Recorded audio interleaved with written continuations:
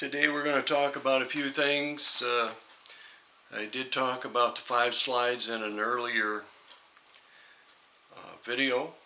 There were some things that were not covered.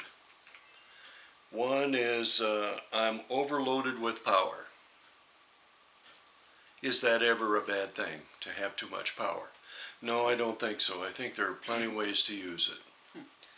One of them is give power to my neighbors.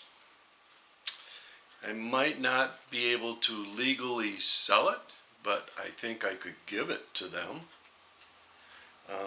I can also sell power back to the power company and use it as a bank for days that I don't have enough solar and need to use their electric. Okay, so that's one of the things that we're going to be discussing in a very short video here.